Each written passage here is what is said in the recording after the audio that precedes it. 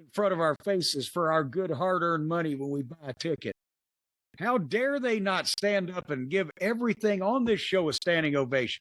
That's what killed the program, Brian. It's the fans' fault. That's what I've heard being said. Well, you're obviously referencing something that has been sent to us by just a terrible amount of people over the last few days. Dave Meltzer, while reviewing AEW Dynamite with Brian Alvarez on Wrestling Observer Radio, immediately started blaming the crowd there, and as it's been put and as it's going around, Dave Meltzer blames the fans, blaming the crowd for the lack of reaction. We'll hear that in a moment. But it's important to note, the thing you've been pointing out. You've only been watching for the main event stuff, and it's to see how they're going to get to Wembley, their big show. And it's been a puzzling build so far. I think they're going to hitchhike. Well, at the same time, the rest of the show is not very good. And all that stuff eventually catches up to you. Sometimes it's for a night. Sometimes it stays for a while. And AEW has had various moments where the stench was too much for their diehard fans. It's a lot to watch these shows. I'm excited because it's a wrestling day. And whenever wrestling is going to come on, I always get excited because I'm a wrestling guy. All right, I love pro wrestling. But I said I was just going to even before watching the show, I'm going to start previewing it to see if it's even worth watching and also to point out the booking of the show and how it makes no sense.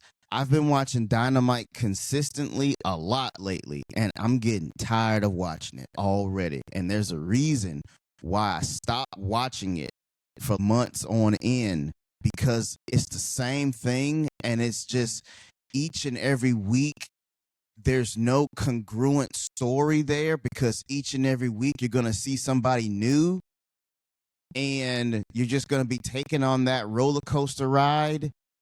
And it's inconsistent with the stories. And what sense does it make to have a 12-man tag match before you have the 12-man tag match inside of the steel cage to determine if this man is going to challenge this man for that title?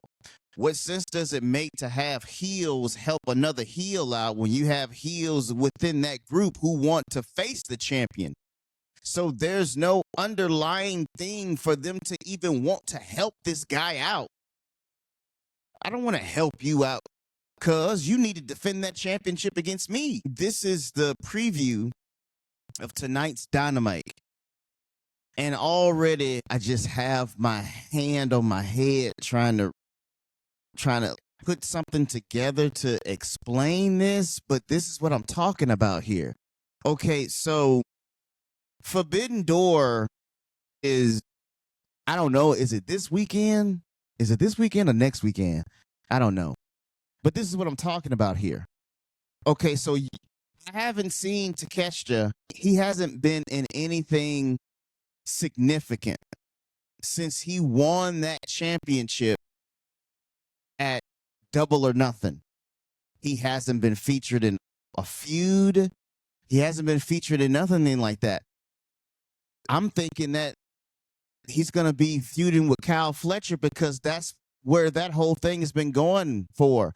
I think not last week, but the week before last, Kyle came out there at the end of the show and they was fighting. And I'm sitting here wondering, why wasn't this at the beginning of the show? Why wasn't this in an angle? Where is this going? It's going nowhere. As you can see right here, he's going to be defending the International Championship against Ricochet. Ricochet hasn't been seen on AEW Dynamite television since he lost that Double or Nothing in that Stadium Stampede. So why is he right here getting a championship match when you haven't seen him and he lost? It's because that loss, those win against Jericho meant nothing. It didn't do nothing for Ricochet. He's in the exact same spot he has been in. Why? You're saying that Konosuke Takeshita defends the AEW International Championship against Ricochet in a match that could shake up the title picture right before Forbidden Door. Are you I don't know whether you're blind, deaf, stupid, or crazy. How is this going to shake up anything? We haven't seen this motherfucker or even heard from him since he won the championship. How is this going to shake up something?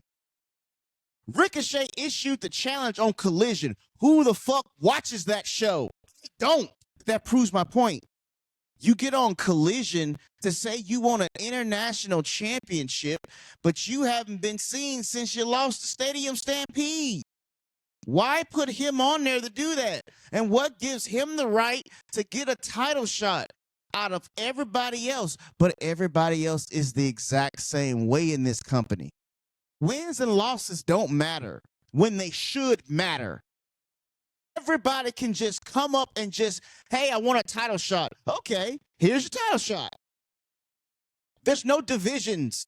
You need divisions to see where people are and see what championships they go after. I'm tired of seeing people go after one title, they lose it.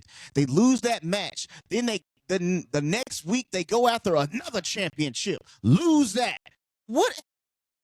These inconsistencies, they just don't make any sense to me. So that's why this match is unimportant, because this match wasn't even built last week. The week before that, you got Ricochet to go out on fucking Collision to say that he won a title shot. I ain't seen this nigga since he lost. That's the shit that I'm talking about. Then you got Will Ospreay versus ELP. I don't even know who the fuck that is. But guess what? This match is going to be about like 12 to 15 minutes. So you're going to have this guy, ELP, go against the guy whom you're trying to build to be the world champion. And you're going to show that ELP can take this man to the limit.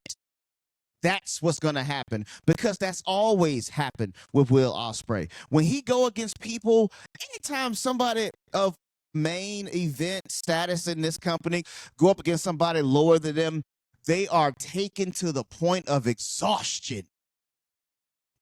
It took you all of this to try to beat somebody, but they want to have a good match. I guarantee you, El Phantasmo, he has a mask, so he's going to go the distance, and they're going to shine him up to make him look like he's a contender, but he's really a jobber. You haven't seen him. Where is he? Was he there last week? I don't know. Is he part of the Don Callis family? I don't know. Who the fuck cares? Go down this fucking line. Survival of the fittest qualifying matches. The fuck is this? Queen Aminata versus Red Velvet. Harley Cameron versus Marina Shafir. Queen Aminata takes on Red Velvet in a survival of the fittest qualifier, with the winner moving one step closer to the match that will crown the new TBS champion. In another match, Harley Cameron dukes it out with Marina Shafir to see who will advance in the tournament, so fans are excited to see who will eventually win the whole tournament and become the new champion. No one's excited to see who's the new champion of the TBS on the women's side.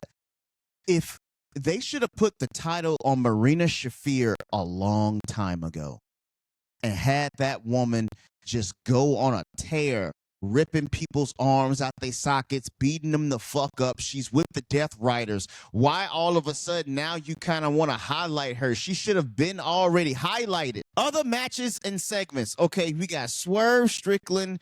He'll go to take on Daniel Garcia in a one-on-one match. There's no way he's going to win that. I predict that match can go about like 6 to 8 minutes. Daniel Garcia doesn't need to be highlighted that much, but he's in the Death Riders, so he should be taken seriously.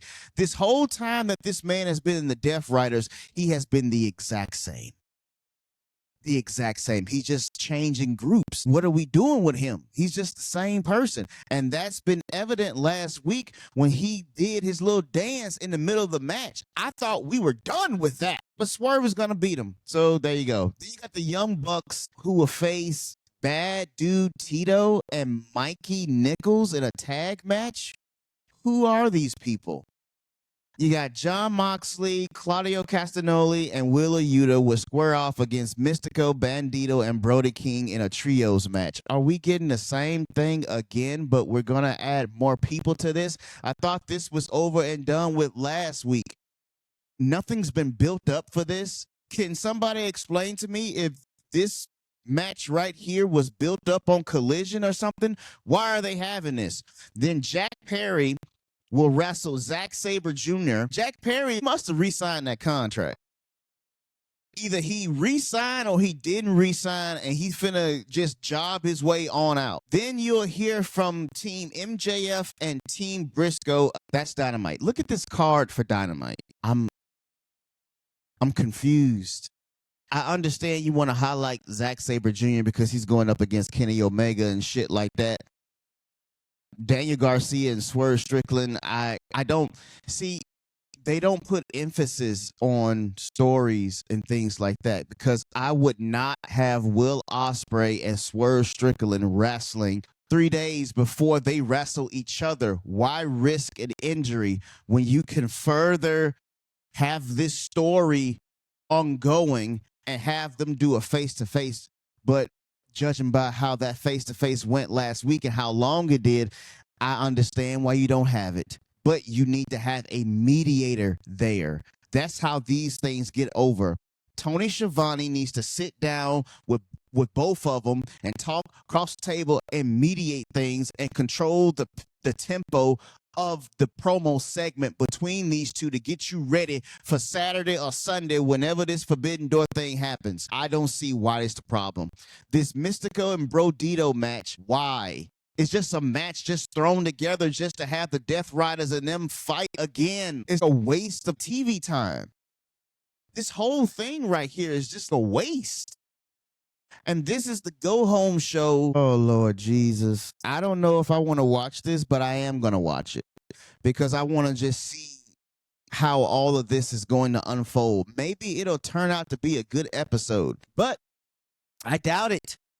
I doubt it. And where's Mercedes Moné? And where's the person who she's going to go up against for the Owen Cup? Like, you're not highlighting anything. I don't understand.